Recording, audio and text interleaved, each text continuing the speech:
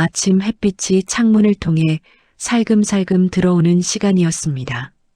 영숙은 침대 모서리에 앉아 있었습니다. 손가락으로 침구의 주름을 차근차근 펴고 있었지만 마음은 다른 곳에 가 있었습니다. 방 안 공기는 였지만 분명한 향으로 가득했습니다. 영생이가 피우던 향 냄새였습니다. 아무리 창문을 열어도 아무리 시간이 지나도 그 냄새는 자리를 떠나가지 않았습니다. 영숙은 숨을 깊게 마셨습니다. 산사양 같으면서도 어딘가 낯선 그런 냄새였습니다. 아들이 서울에서 살아가면서 가져온 생활의 향기였을 겁니다. 돌아가신 지 3개월 15일. 영숙은 그 숫자를 정확히 알고 있었습니다. 유골함이 들어온 날부터 손가락으로 세어가며 알고 있었습니다.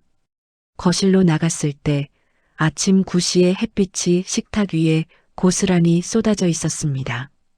식탁 위에는 어제 남은 밥과 국 그릇이 그대로 놓여 있었습니다. 영숙은 그것들을 바라봤습니다. 만지지는 않았습니다.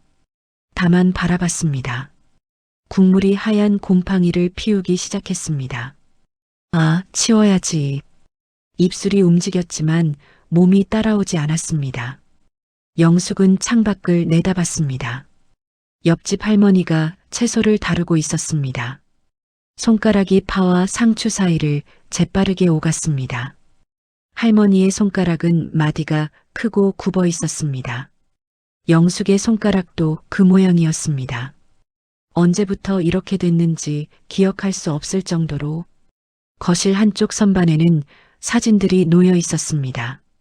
영생이와 며느리 지연의 결혼식 사진, 손주들이 태어났을 때의 사진들, 맨 위에는 영생이가 어릴 때 모습이 담긴 사진이 있었습니다. 이마에 흐르는 땀이 보였고 웃음이 밝았습니다.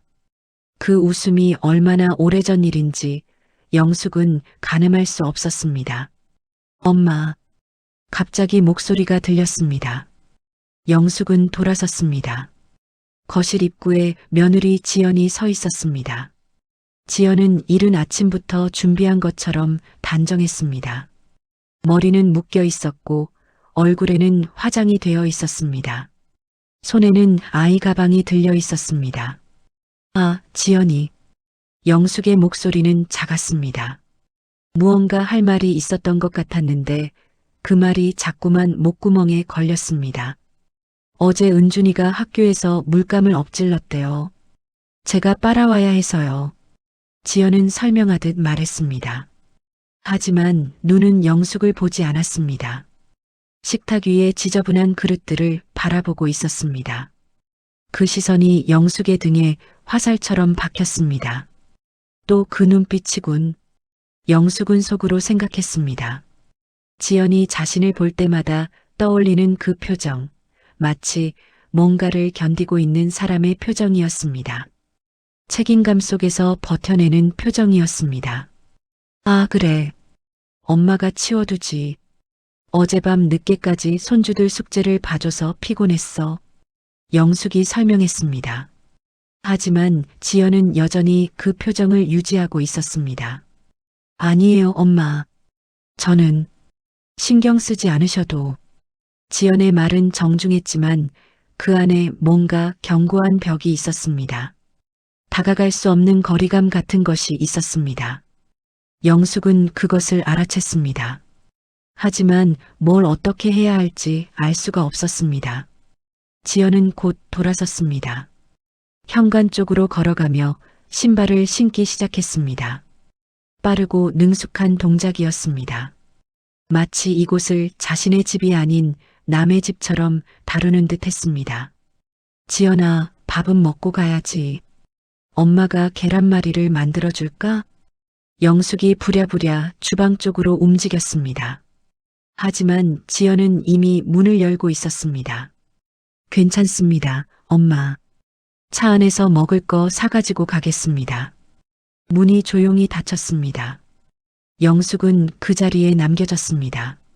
주방의 냄비, 식탁의 그릇들, 그리고 침실에서 계속 밀려나오는 향 냄새. 모든 것이 자신을 바라보고 있는 것 같았습니다. 책망하는 듯한 시선으로 창밖으로 지연의 차가 나가는 것이 보였습니다. 은준이와 서윤이는 뒷좌석에 앉아 있었습니다. 손주들은 할머니를 보지도 않았습니다. 창밖을 바라보고 있었습니다. 저 아이들도 할머니가 낯설어진 건 아닐까요? 영숙은 그런 생각을 했습니다. 방 안에 다시 향 냄새가 가득했습니다. 이제 그 냄새는 슬픔의 냄새였습니다. 아니, 아마도 처음부터 그랬을 겁니다. 영숙은 식탁에 앉았습니다. 시계는 9시 23분을 가리키고 있었습니다. 하루가 이제 시작되었습니다. 또 다른 긴 하루가. 나머지 시간들이 어떻게 지나갈지 영숙은 이미 알고 있었습니다. 그것이 가장 무서웠습니다. 변하지 않을 내일들. 그리고 그것도 견디어내야 할 것 같은 죄책감. 영생이를 놓친 죄책감이 아니라 지연을 잃어버린 것 같은 죄책감이었습니다. 어쩌면 둘 다 놓친 것 같다는 죄책감이었습니다. 영숙은 손을 모았습니다. 떨리는 손가락들이 맞닿았습니다. 하지만 그 손을 어디에 놓아야 할지를 알 수 없었습니다. 지연이가 떠난 지 사흘이 지났습니다. 그 사흘 동안 영숙은 아무도 보지 않는 곳에서 밥을 지었습니다. 계란말이도 만들었고 미역국도 끓였습니다. 손주들 좋아하는 계란볶음밥까지 준비했습니다. 하지만 아무도 오지 않았습니다. 휴대폰이 울렸습니다. 지연의 번호였습니다. 영숙의 손이 떨렸습니다. 여보세요? 엄마, 은준이가 할머니 댁에 가고 싶대요. 이번 주말 괜찮으세요? 지연의 목소리는 무척 정중했습니다. 마치 예약을 확인하는 호텔 직원처럼. 그래. 다 좋지. 언제 와? 토요일 오후 2시면 어떨까요? 토요일 오후 2시. 영숙은 그 시간을 손가락으로 달력에 동그라미를 쳤습니다. 마치 그것이 가장 중요한 약속이라도 되는 듯이. 토요일 아침 영숙은 새벽 5시에 깼습니다. 침대에 누워 천장을 바라봤습니다. 그리고 생각했습니다. 15년을 어떻게 살아온 걸까요? 영생이와 지연이가 결혼한 지 15년. 그 시간들이 언제 이렇게 멀어진 건지. 처음에는 좋았습니다. 지연이가 아들의 신부로 들어왔을 때 영숙은 행운이라고 생각했습니다. 착하고 능한 며느리. 남편도 좋았고 시어머니 영숙도 따뜻하게 대해주려 했습니다. 손주들도 잘 낳았고. 하지만 어느 순간부터였습니다. 정확히 언제였는지는 몰랐지만 무언가가 깨지기 시작했습니다. 영숙은 침대에서 일어났습니다. 거울을 봤습니다. 얼굴이 회색이었습니다. 아니, 영혼이 회색이었습니다. 10시. 영숙은 밑반찬을 준비하기 시작했습니다. 시금치 나물, 고추장아찌, 멸치볶음, 계란찜. 손주들 좋아하는 것들만 골라서 손가락이 자동으로 움직였습니다. 15년 동안 몇 번이고 반복한 움직임이었습니다. 근데 지연이는 왜 이렇게 됐을까? 그 생각이 계속 맴돌았습니다. 12시 30분. 초인종이 울렸습니다. 영숙은 벌떡 일어났습니다. 현관문을 열었을 때 은준이가 먼저 들어왔습니다. 손주는 할머니를 보자마자 웃었습니다. 할머니, 아, 우리 은준이.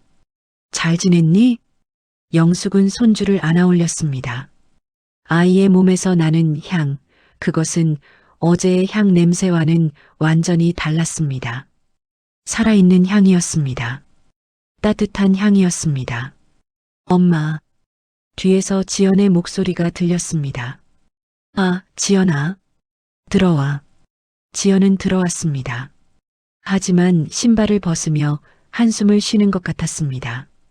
거실 식탁에 앉았을 때 침묵이 흘렀습니다. 은준이는 엄마의 무릎에 기대어 앉아 있었습니다. 지연은 밥을 뜨고 있었습니다. 밑반찬들을 살펴보는 표정은 심각했습니다. 다 직접 하셨어요? 응, 너희들 좋아하는 것들만 해봤어. 엄마, 지연이 숟가락을 내려놨습니다. 뭐 하셨어요? 뭐, 뭘 한 건데? 영숙이 물었습니다. 하지만 이미 알고 있었습니다. 그 시작하는 방식이 항상 같았습니다. 은준이 학교에서 할머니 댁에 가고 싶다고 했잖아요. 제가 그렇게 말해드렸어요. 그런데 은준이가 저한테 물었어요. 뭘? 엄마, 왜 할머니는 우리한테 항상 밥만 줘? 라고요.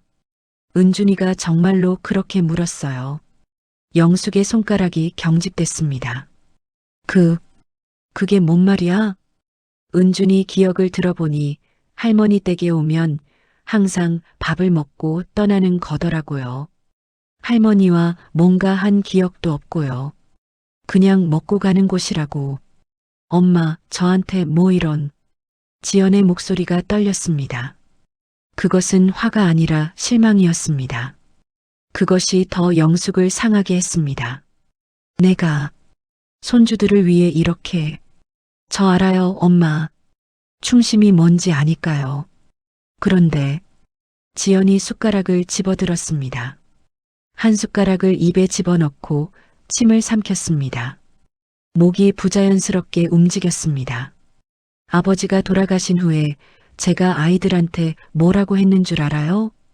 영숙은 대답하지 않았습니다. 얼굴을 들 수 없었습니다. 할아버지는 우리 엄마 아빠를 많이 사랑했어. 그래서 서울에서 열심히 일하셨어. 그런데 그런 할아버지가 보고 싶으면 할머니 댁에 가야 된다고 했어요. 엄마가 아버지를 그렇게 살리고 싶었을 거라고요. 그래서 아이들이 할머니 댁 가는 걸 즐거워했어요. 지연이 밥을 떠먹었습니다. 하지만 그 동작도 마치 약을 먹는 것 같았습니다. 근데 지금은 뭐예요? 아버지가 돌아가신 지 3개월도 안 됐는데 엄마는 집 안에만 있고 손주들 만날 때도 밥만 되고 있어요. 아이들이 할머니 얼굴이 자꾸 슬프다고 했어요. 은준이가 정말로. 영숙의 눈가가 뜨거워졌습니다. 그게 뭔데? 엄마, 이 밥도 맛있어요. 정말로. 손주들도 다 사랑해요. 그런데요. 지연이 포기한 듯 밥을 내려놨습니다. 왜 이렇게 힘들어요? 할아버지도 계신데 할머니는 왜 혼자인 것처럼 살아가세요? 그리고 저한테는 왜 자꾸 눈빛이 그래요? 뭐가 그래?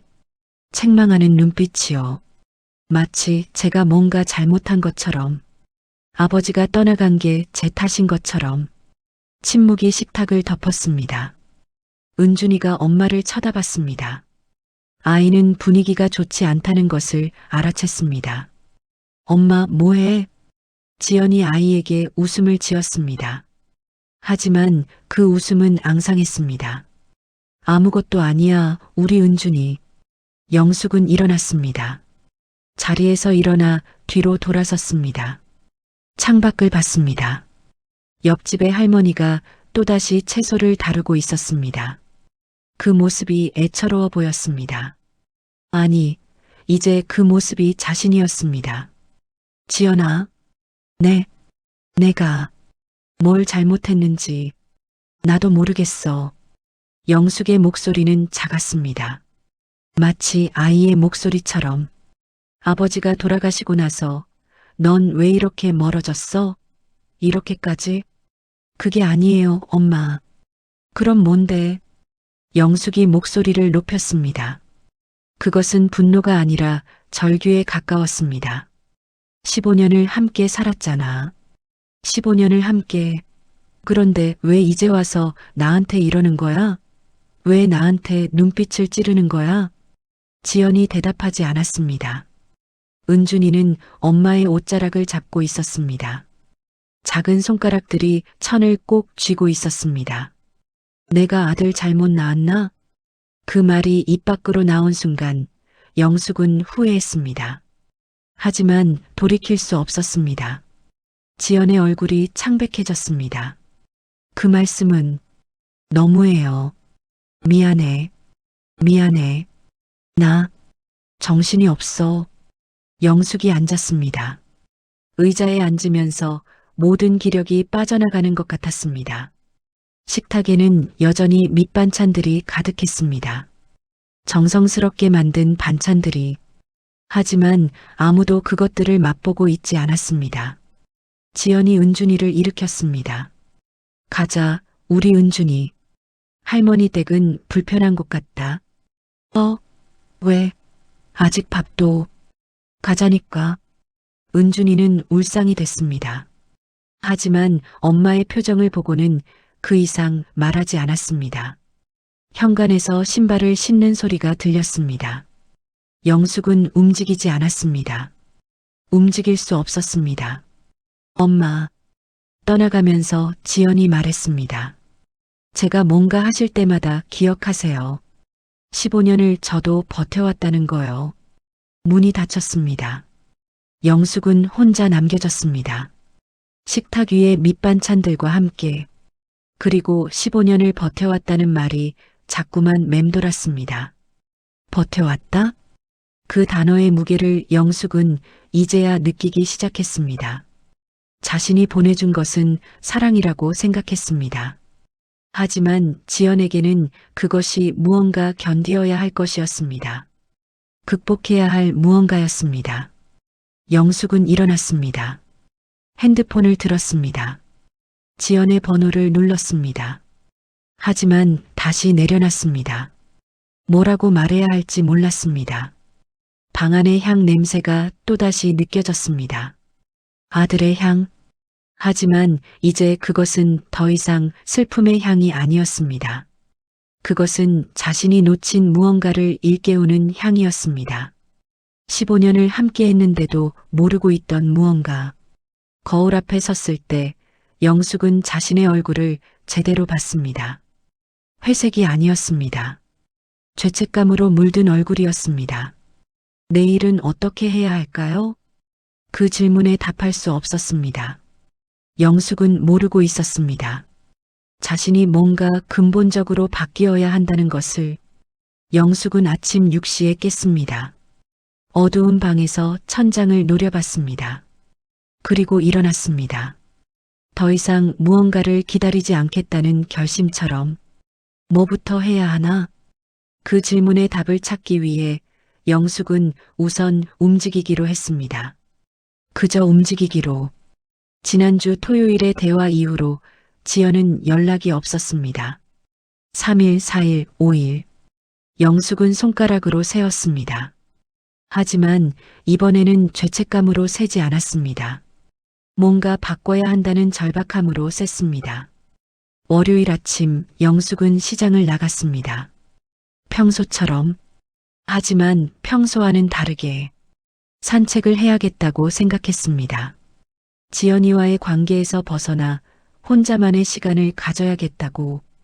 그것이 뭔가를 바꾸는 첫걸음이라고 생각했습니다. 아니면 최소한 자신을 돌아볼 시간이 필요했습니다. 시장은 아침 일찍부터 떠들썩했습니다. 가게 주인들이 물을 뿌리고 과일을 정렬하고 손님들을 맞이하고 있었습니다. 영숙은 평소와 다르게 천천히 걸었습니다. 채소 가게도 보고 생선 가게도 보고. 하지만 아무것도 사지 않았습니다. 그저 보고만 다녔습니다. 시장의 뒷골목으로 들어섰습니다. 이곳은 손님이 잘 오지 않는 곳이었습니다. 창고들과 실외 주차장, 그리고 포장 용기들이 쌓여 있는 쓸쓸한 공간이었습니다. 그때였습니다. 한 여자가 벽에 등을 기대고 앉아 있었습니다. 영숙의 발걸음이 멈췄습니다. 그 여자의 실루엣이 낯설지 않았습니다. 더 가까이 가봤습니다. 지연? 영숙이 불렀을 때 여자는 고개를 들었습니다. 지연이 맞았습니다. 하지만 지연은 창백했습니다. 마치 영혼을 잃어버린 사람처럼. 눈가가 부었습니다. 최근에 울었던 흔적이 선명했습니다. 엄마. 지연이 벌떡 일어났습니다. 하지만 몸이 중심을 잡지 못했습니다. 넌 왜 여기가? 엄마, 여기는 지연이 주변을 둘러봤습니다. 마치 자신이 왜 이곳에 있는지 깨닫지 못한 사람처럼. 일찍 나왔어. 산책을 하려고. 영숙이 설명했습니다. 하지만 자신의 말에 비해 지연의 상태가 더 중요해 보였습니다. 넌 왜 이렇게 나왔어? 이 시간에? 혼자? 지연이 입술을 깨물었습니다. 그리고 등을 다시 벽에 기댔습니다. 마치 그렇게 하지 않으면 쓰러질 것 같은 표정으로. 엄마, 저 일을 못할 것 같아요. 뭐, 뭘 못한다고? 이걸, 이 모든 걸. 지연의 목소리가 떨렸습니다. 아버지가 돌아가신 후로 저는 엄마도 챙겨야 하고 아이들도 챙겨야 하고 일도 해야 하고 남편은 계속 술만 마시고. 지연이 손으로 얼굴을 가렸습니다. 술? 네. 아버지가 돌아가신 후로 남편이 계속 술을 마셔요. 엄마 때문이라고 말하면서. 영숙의 얼굴이 굳었습니다. 뭐, 내가 뭘 했는데? 엄마가 한 게 아니에요. 아버지 장례식 때 남편이 뭔가를 깨달은 것 같아요. 죽음의 현실이라고 하면서. 그 후로 자꾸 술을 마셔요. 엄마가 아버지를 그렇게 얘기하면서 자책하는 거 보니까 자기도 뭔가 미안해진다고. 자기 아버지를 제대로 챙기지 못해서. 지연이 목을 가다듬었습니다. 하지만 계속했습니다. 그런데 엄마는 자꾸 날 미워하는 눈으로 봐요. 마치 제가 아버지를 빼앗아간 것처럼. 아니면 제가 뭔가 잘못한 것처럼. 그럼 남편은 더 술을 마셔요. 그리고 저는 지연이 다시 눈물을 흘렸습니다. 저는 엄마도 남편도 아이들도 다 챙길 수 없다는 걸 깨달았어요. 어느 한쪽을 택하면 다른 한쪽이 무너져요. 그래서 나왔어요. 아무도 없는 곳에. 그냥 혼자가 되기 위해서. 영숙은 아무 말도 할 수 없었습니다. 지연의 말들이 자신의 가슴을 관통했습니다. 내가 몰랐어. 알아야 할 것도 아니었어요, 엄마. 그냥 제가 약했던 거예요. 지연아, 넌 약하지 않아. 영숙이 말했습니다. 하지만 그것이 충분한지 알 수 없었습니다. 엄마, 저 한 가지만 물어봐도 돼요? 뭐? 아버지, 왜 서울에만 계셨어요? 왜 자주 안 오셨어요? 아버지가 엄마를 잘못했나요? 바람이 시장의 뒷골목을 스쳤습니다. 플라스틱 용기들이 나직하게 흔들렸습니다. 그 소리 속에서 영숙은 자신의 진짜 모습이 드러나는 느낌이 들었습니다.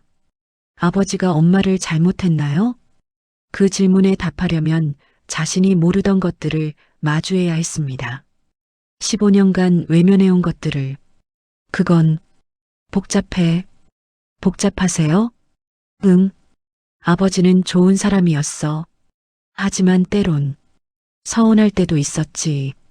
사람이니까. 영숙이 말했습니다. 하지만 자신도 그 말이 참인지 거짓인지 알 수 없었습니다. 엄마, 응? 제 얘기를 들어줘서 고마워요. 지연이 가까워왔습니다. 그리고 영숙의 팔을 잡았습니다. 그것은 자식이 어머니를 잡는 것이 아니라 약한 사람이 또 다른 약한 사람에게 손을 내미는 것 같았습니다. 언제부터 이랬어? 정말로. 글쎄요. 아버지가 돌아가시기 전부터 같아요. 아니, 더 전부터. 지연이 시선을 돌렸습니다.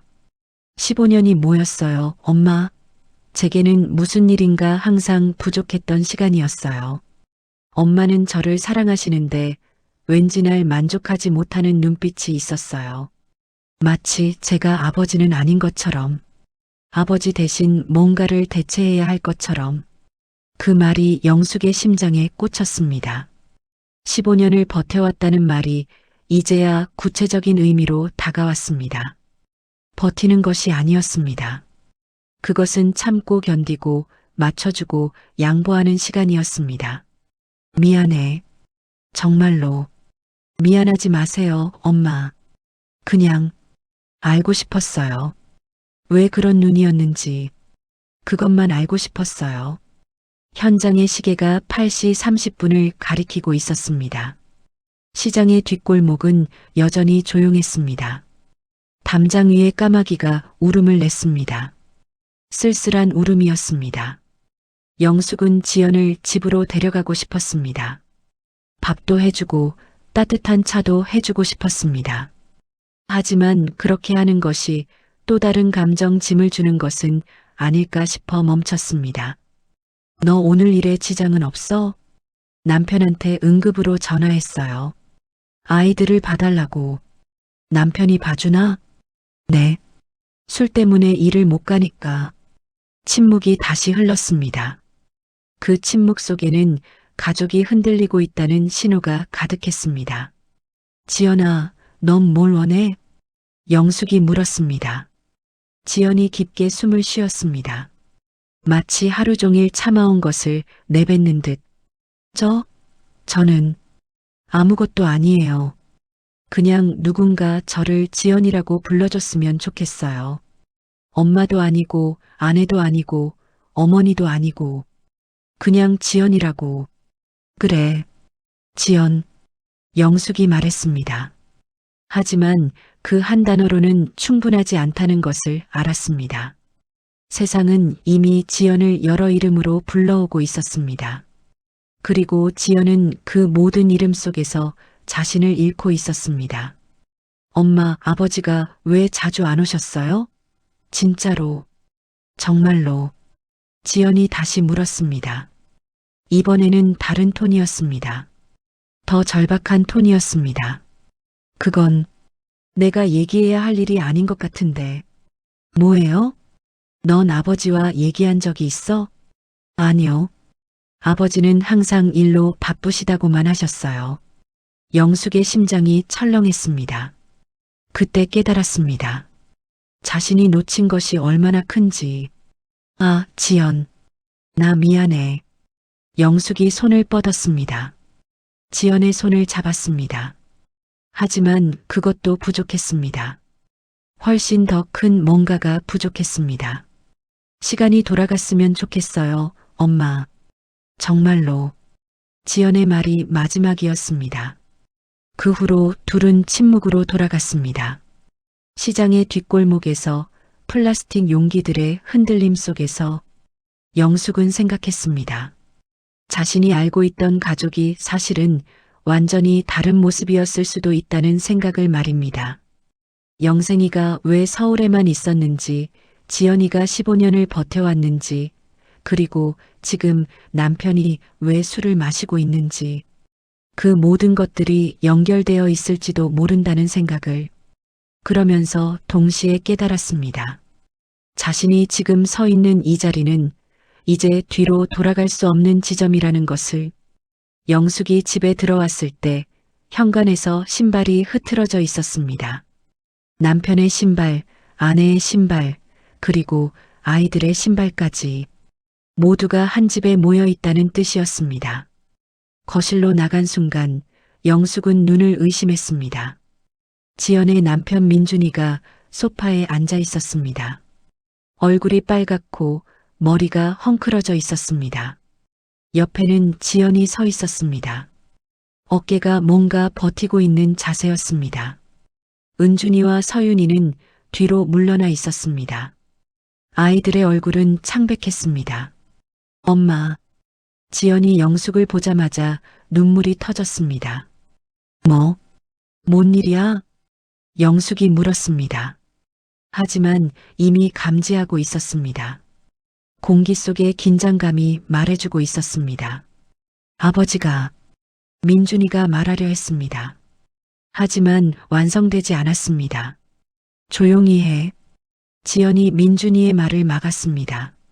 목소리가 날카로웠습니다. 뭐가 일어난 거야? 누군가 나한테 설명해. 영숙이 소파에 앉았습니다. 하지만 완전히 앉지 않았습니다. 마치 언제든 일어날 준비를 한 채로. 아버지가 날 보러 오셨어요. 서윤이가 작은 목소리로 말했습니다. 응? 영숙의 귀가 제대로 듣지 못한 것 같았습니다. 할아버지가 우리 엄마랑 자꾸 만나셨대요. 비밀리에 은준이가 덧붙였습니다. 침묵이 식탁을 덮었습니다. 아니, 침묵이 아니었습니다. 침묵의 무게였습니다. 그 무게가 식탁을 짓누르고 있었습니다. 뭐라고? 엄마 앉으세요. 지연이 말했습니다. 하지만 자신도 앉지 않았습니다. 나한테 설명해. 지금 뭐 하는 거야? 아버지가 서울에만 계신 이유가. 지연이 입술을 깨물었습니다. 뭔데? 아버지가 날 찾아오신 거예요. 자주. 그리고 손주들도 만나고 싶으셨고. 그런데 엄마가. 내가 뭘 했는데. 영숙의 목소리가 높아졌습니다. 민준이가 일어섰습니다. 비틀거리는 발걸음이었습니다. 술 냄새가 진동했습니다. 당신이 뭘 했는데? 15년을 뭘 한 거예요? 누가 넌데 감정을. 아버지는 당신을 떠나고 싶으셨어요. 근데 아이들 때문에, 손주들 때문에 돌아가실 때까지 버티셨던 거야. 민준이의 목소리가 울컥했습니다. 뭐? 아버지는 당신과 50년을 살 수 없었어. 당신의 눈빛이, 당신의 한숨이, 당신의 침묵이 너무 무거워서. 지연이 손으로 민준이의 팔을 잡았습니다. 멈춰. 당신이 할 말이 아니야. 할 말이 아니고 뭐야? 15년을 봤잖아. 15년을. 민준이가 흔들렸습니다. 소파에 다시 앉으며 얼굴을 손으로 가렸습니다. 어깨가 떨렸습니다. 우는 것이었습니다. 영숙은 움직이지 않았습니다. 움직일 수 없었습니다. 아버지가 내한테 뭐라고 하셨는 줄 알아요? 지연이 입을 열었습니다. 당신이 남편이셔서 미안하다고. 아내가 당신을 그렇게 대해주지 못해서 미안하다고. 그리고 저한테는 지연의 목소리가 떨렸습니다. 뭐라고? 당신 때문에 내가 당신 엄마를 제대로 사랑할 수 없었다고. 그게 가장 큰 죄라고 하셨어요. 영숙의 얼굴이 창백해졌습니다. 아버지가 서울에 계신 동안에 저는 뭘 했는 줄 알아요? 엄마가 화난 것 같을까봐, 엄마가 서운해할까봐 매일 엄마 눈치를 봤어요. 아버지 만날 때도 죄책감을 느꼈어요.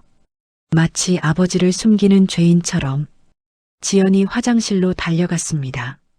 물이 나가는 소리가 들렸습니다. 은준이와 서윤이는 할머니를 바라봤습니다. 아이들의 눈에는 두려움이 있었습니다. 할머니, 할아버지가 나쁜 사람이었어? 은준이가 물었습니다. 영숙은 아이를 안아야 했습니다. 하지만 팔이 무거웠습니다. 마치 납으로 된 팔처럼. 아니요. 할아버지는 좋은 사람이었어. 그럼 할머니는? 서윤이가 물었습니다.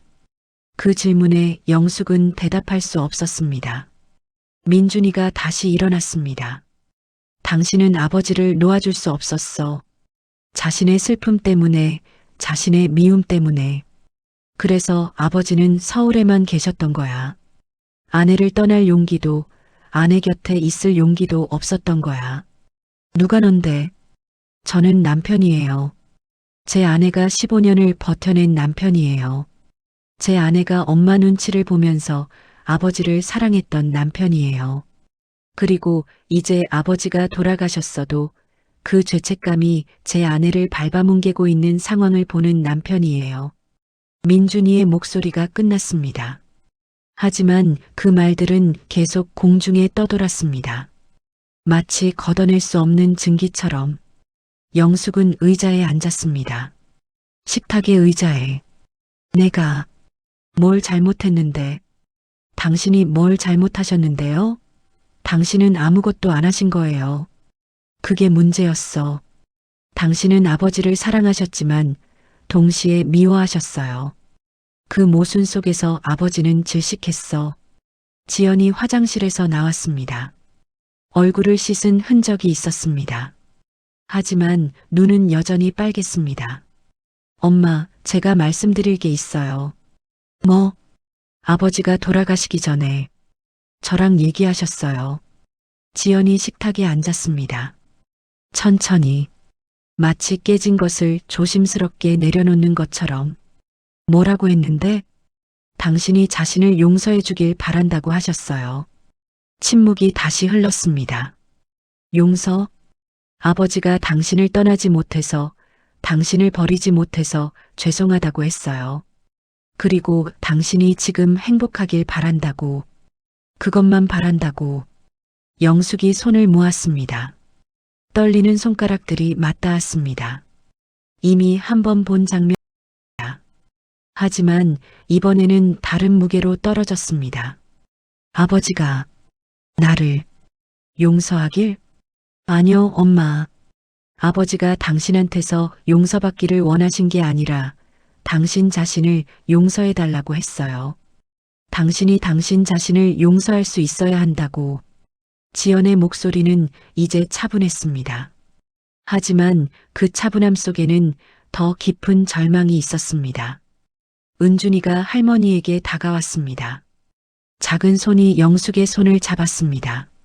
할머니, 왜 울어? 영숙은 깨달았습니다. 자신이 언제부터 울고 있었는지를. 우리 은준이. 할머니가 조금 피곤해서. 피곤하면 쉬어. 아빠도 그래. 아이의 말이 영숙을 더 무너뜨렸습니다. 민준이가 서 있었습니다. 비틀거림이 여전했습니다. 당신은 아버지를 감옥에 가두고 있었어. 당신 자신도 감옥에 가두고 있었어. 그리고 지연이도. 우리 아이들도. 민준이는 현관으로 나갔습니다. 신발을 신었습니다. 문이 열렸습니다. 당신은 아버지가 죽은 후에야 그를 사랑한다고 느낀 거 아니에요? 그게 가장 슬픈 거예요. 문이 닫혔습니다. 식탁에는 이제 영숙, 지연 그리고 손주들만 남았습니다. 지연아, 내가. 지연이 손을 들었습니다. 말씀하지 마세요, 엄마. 지금은 아무 말도 도움이 안 될 것 같아요. 그럼 뭘? 제가 좀 쉬어야 할 것 같아요. 아이들도. 지연이 손주들을 일으켰습니다. 지금이요? 네. 미안해요, 엄마. 지연은 현관에서 신발을 신었습니다. 아이들도. 빠르고 기계적인 동작이었습니다. 마치 탈출하듯. 지연아. 영숙이 불렀습니다. 네. 내가 뭘 어떻게. 먼저 당신이 당신 자신을 봐야 할 것 같아요. 지연이 대답했습니다. 아버지 앞에서 당신은 누였어요? 아내였어요? 어머니였어요? 그것도 모르면서 저한테 뭘 해달라고 하실 수 있어요? 현관문이 닫혔습니다. 영숙은 혼자 남겨졌습니다. 식탁 위에는 아무것도 놓여있지 않았습니다. 오늘 아침에 준비한 밥도 반찬도 없었습니다. 텅 빈 식탁? 아무도 앉지 않은 의자들. 창밖으로 지연의 차가 나갔습니다. 영숙은 거울을 봤습니다. 얼굴이 낯선 사람처럼 보였습니다. 누가 이 사람인지 알 수 없었습니다. 아내였던 사람, 어머니였던 사람, 시어머니였던 사람, 할머니였던 사람. 침실로 들어갔습니다. 침대에 누웠습니다. 향 냄새가 여전히 남아 있었습니다. 아들 영생이의 향. 하지만 이제 그 향은 아무도 찾아올 일이 없는 향이 되어버렸습니다. 실수, 외로움, 그리고 너무 늦은 깨달음. 영숙은 베개를 안았습니다. 마치 아들을 안는 것처럼. 하지만 베개는 차가웠습니다. 냉정한 온도로. 7일이 지났습니다. 7일 동안 영숙은 침대에서 나오지 않았습니다. 햇빛이 창문을 통해 들어올 때도, 해가 지고 어둠이 찾아올 때도. 3일째 되는 날, 이웃 할머니가 찬을 가져왔습니다. 영숙은 도어락을 열지 않았습니다. 5일째 되는 날, 핸드폰이 울렸습니다. 영숙은 받지 않았습니다. 하지만 7일째 되는 아침, 영숙은 일어났습니다. 침대에서 일어나 거울을 봤을 때 자신의 얼굴이 낯설기만 했습니다. 하지만 그 얼굴이 누구인지 이제는 알고 싶었습니다. 피하고 싶지 않았습니다. 욕실에 들어갔습니다. 긴 시간이 필요했습니다.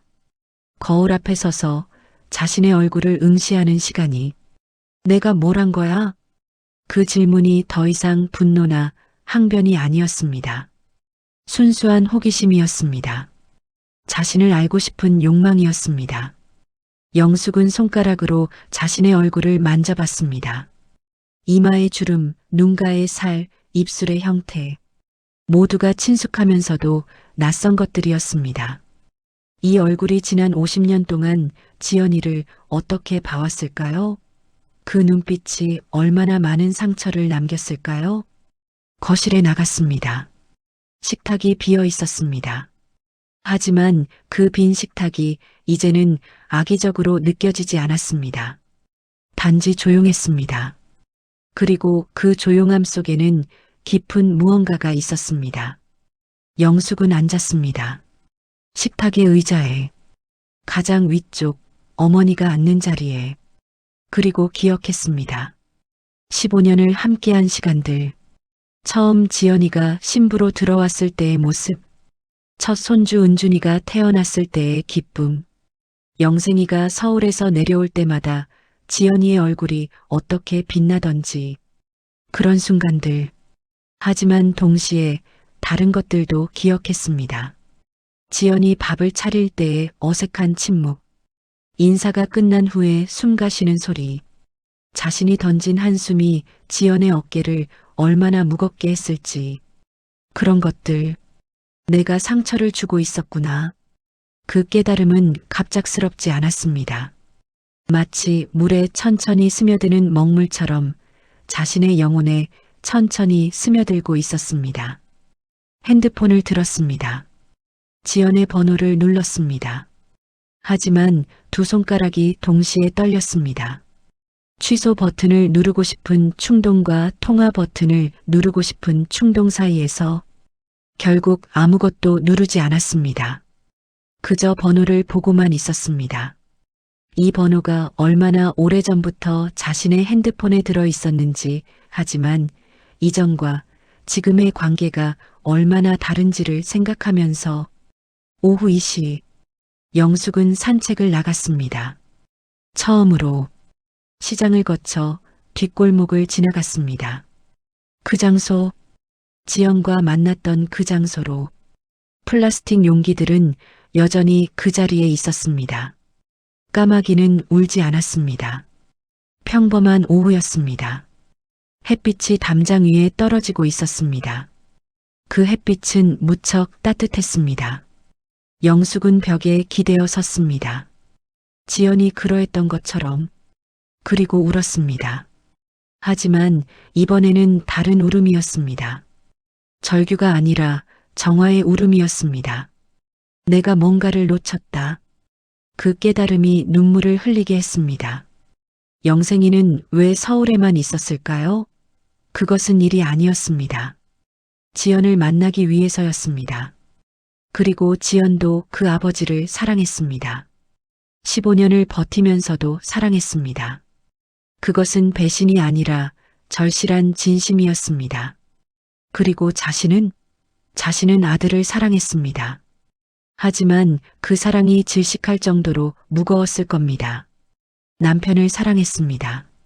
하지만 그 사랑이 상대를 감옥에 가두는 것은 아니었을까요? 태양이 기울어지고 있었습니다. 오후 4시를 향해 영숙은 천천히 집으로 돌아왔습니다.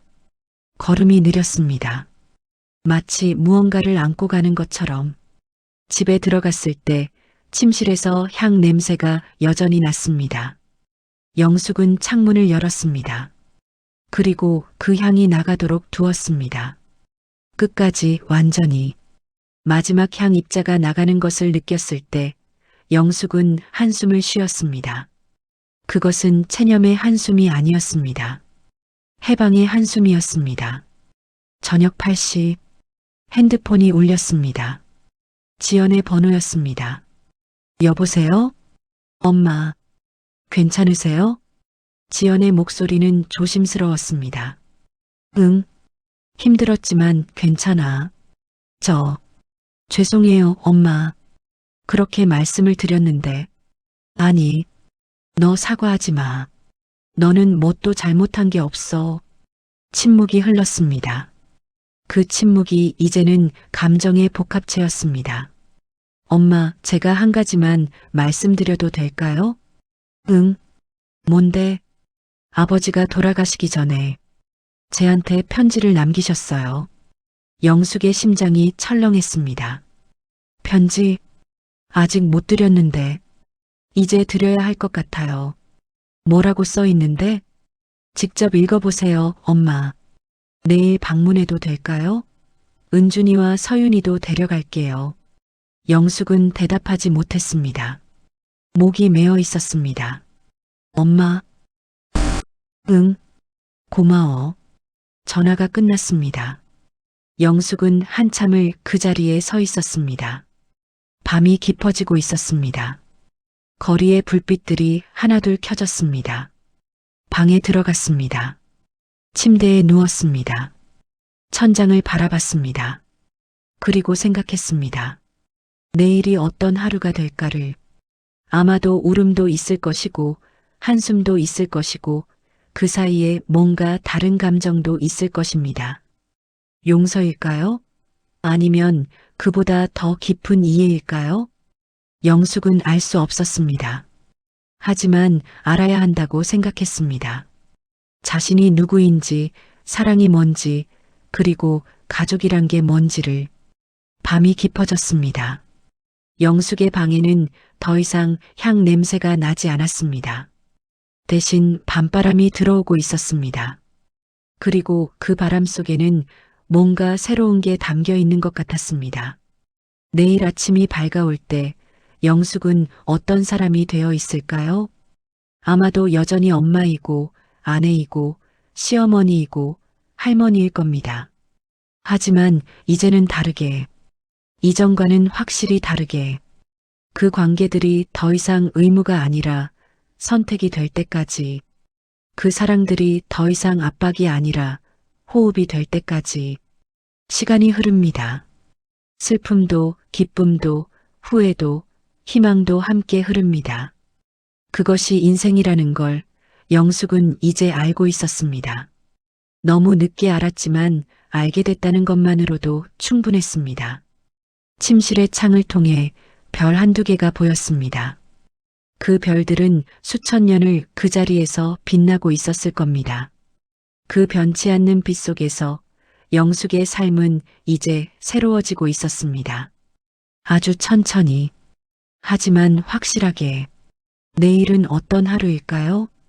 영숙은 그 답을 기다리지 않기로 했습니다. 대신 직접 만들어가기로 했습니다. 편지를 통해, 아이들의 웃음을 통해, 그리고 지연과의 눈빛을 통해. 밤은 계속 깊어졌습니다. 그러나 영숙의 마음속에는 처음으로 아침이 밝아오고 있었습니다.